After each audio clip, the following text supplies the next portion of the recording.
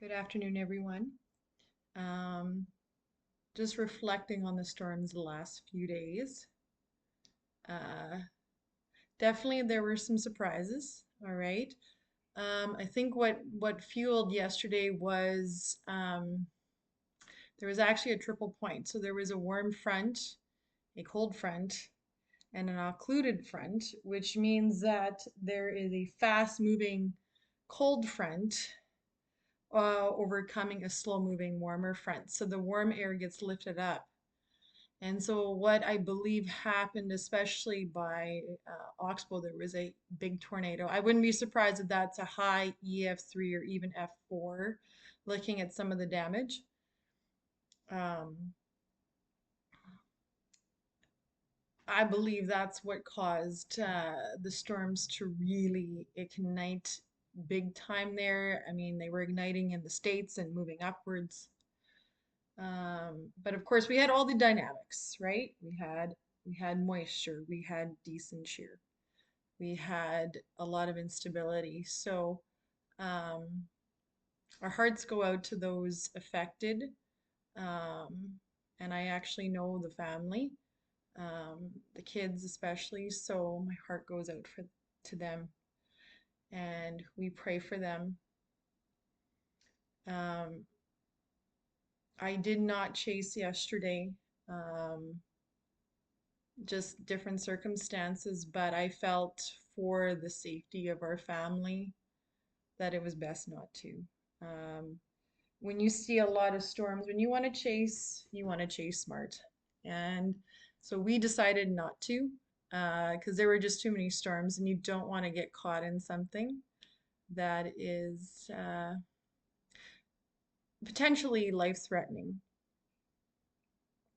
And something I didn't share on Sunday was um, we were chasing that cell that was around Kola, Manitoba, and it was pretty fast moving, but that was dissipating pretty quick. So we decided to go um, chase the storms near Cardiff.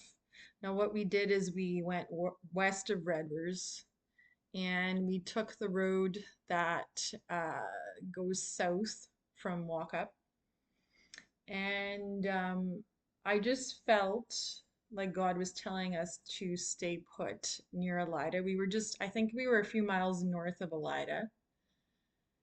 And and then it's like he gave me the nudge to go east because I looked at radar. I'm like, we're not like everywhere there were storms on Saturday or sorry, Sunday. So it was very difficult to know which route to take, but when you looked at radar, there were storms coming up everywhere, and we were just trying to get home at that point.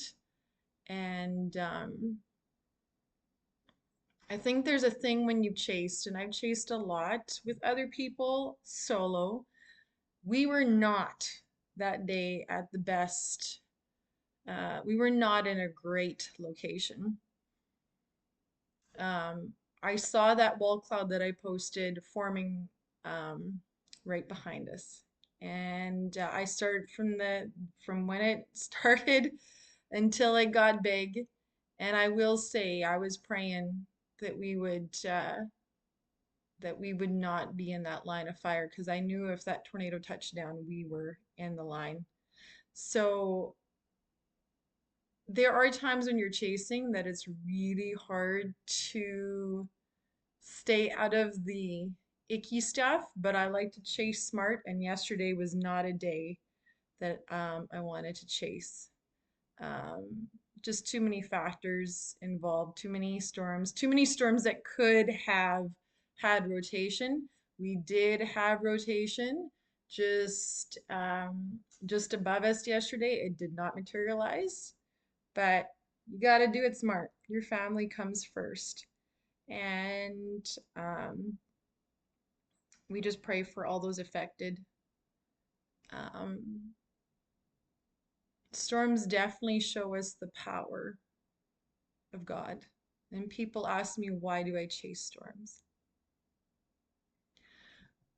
Well, they are fascinating, but I think there's something bigger that draws me to them.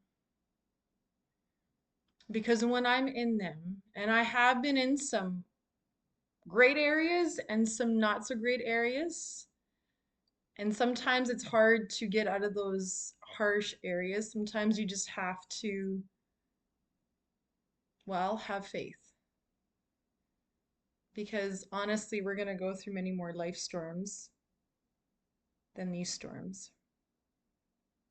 But it shows us at the end of the day that God is always with us and his hand of protection over us, which I definitely felt on Sunday with my family. And so I am very grateful for that. Um, I don't think I'll ever stop being amazed at the wonder of weather, and I will probably continue to chase, but smart. There are days when it's safer, and there's days when it's not. So I just want to wish you all a very wonderful afternoon, and God bless.